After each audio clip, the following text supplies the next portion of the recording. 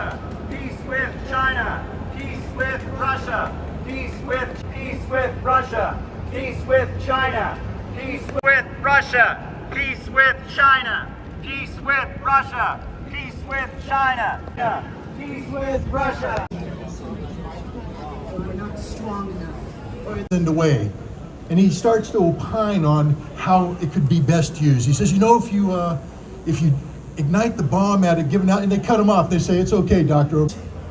Go between 130,000 to 250,000 people dead because of these bombs, but we don't know. And they did use it. 78 years ago today, the United States of America dropped. Nuclear war. I guess most of us here believe that nuclear war has never been really more of an imminent threat than it is today with the war in Ukraine. So we're demanding, first of all, stop the war in Ukraine. Most of us, I think, want to dismantle NATO completely because we view NATO as the expansion of NATO as kind of the origin of this, of the short-term threat that we face today, or at least have a totally renegotiated security architecture over Europe and Eurasia. All right. Can you tell us why you're out here today? We're out here to protest what's going on in Ukraine and stop NATO's proxy war, because they're basically leading to World War III, and it's a situation that everyone should care about, no matter what your politics are. So we're just here to stand in solidarity with everyone else who's standing against this, because, you know, being workers in the Imperial Corps, it's really our duty to stand against this. Stand with the people of Russia, with the people of Ukraine, with the people of the Donbass, and with the people of the world, because it's in everyone's interest to oppose this. You know, this conflict's in no one's interest besides the capitalists, besides the imperialists. So we're out here today to just say enough's enough, put an end to it.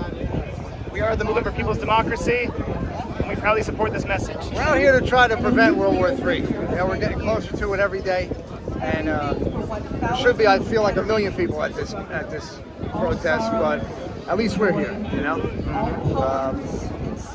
It's a shame that this is the direction that we're headed, but this is where we are. They just want to keep escalating and escalating, and all they want is war. And we're here because we don't want war. And we want civilization to prosper and thrive. The 78th anniversary of Hiroshima and Nagasaki, to stop a global Hiroshima. People all over the world, in cities on 3 continents, are gathered today to call for a negotiated solution to the war in Ukraine before it becomes World War III. A negotiated solution is possible.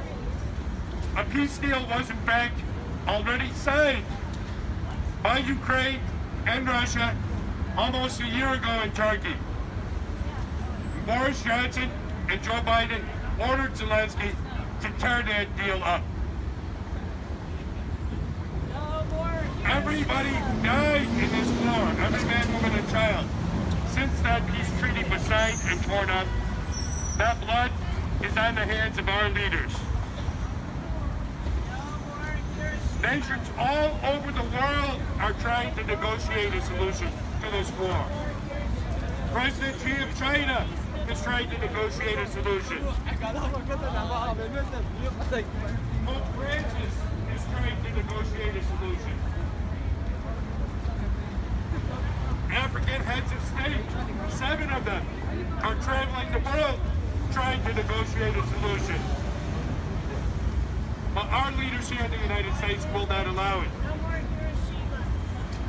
We need to force them to allow it.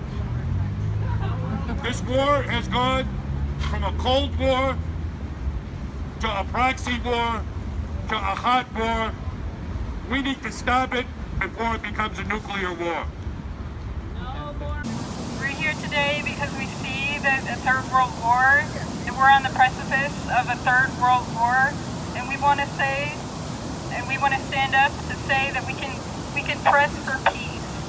That the arms dealers and the global imperialists that control weapons and that rake in profits, that their stocks go up when the war gets worse, that they want to continue the war to rake in profits.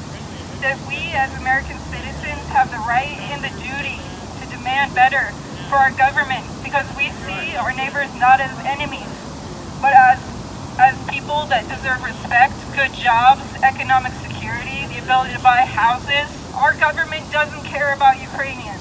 Our government does not care about Ukrainian citizens. And this war is not about justice, and it's not about peace, and it's not about human rights. It's actually about profits for a certain group of elite few. It's not about bringing justice to the world. So we are pressing for peace, and we ask everyday Americans to join us in standing for peace and not buying into the propaganda and the lies that's sponsored by Lockheed Martin, these lies that are sponsored by giant weapons manufacturers. We know the media is controlled by the CIA, by the intelligence agencies that are owned by global monopoly powers, by weapons manufacturers, by those that plunder everyday Americans out of their homes, that rip their jobs out from under them, that take their security and their economic peace of mind. This is all part of the same puzzle. So Americans, I call all of us to stand up. Your neighbor's not your enemy. Russia's not your enemy. China's not your enemy. Your enemies in Washington, they're working against you. They're collaborating and conspiring against you to make you to believe these lies. So stand up, join with your neighbors, talk to people, get informed. When does this conflict end? When did it start? It could have already ended. We have peace treaties, but there's people that don't want it to end. So what's your name? Hello, my name is Joe Jennings. I helped coordinate the rally that just concluded here in Houston today, sponsored by the umbrella group Humanity for Peace. This is August 6th, 2023, the anniversary of the horrific, genocidal, and militarily useless nuclear bombing of civilian population center, Hiroshima, Japan. It was an act of mass murder conducted by Harry Truman at the behest of Winston Churchill to establish Anglo-American dominance coming out of World War II. And that long-term policy has now caught up with us because their belief that increasing weapons to Ukraine, the South, the nations of Africa, Asia, and South America who aspire advancement and development, and failing to do that, we will have a thermonuclear war. Those are your choices, not Republican versus Democrat, not red versus blue. And I think we're going to have to make that decision before the next election. So one does not have the option of simply holding one's breath and keeping one's fingers crossed and waiting for the good man. You have to be the good man to bring about the change. Right. And that's our message from Houston, Texas today. We take our little inspiration from Sam Houston, who was commended by John F. Kennedy in his book, Profiles in Courage, for being a solitary man in the South standing up against slavery and the secessionism. We have to have the courage and independence of Sam Houston. Thank you. Great day.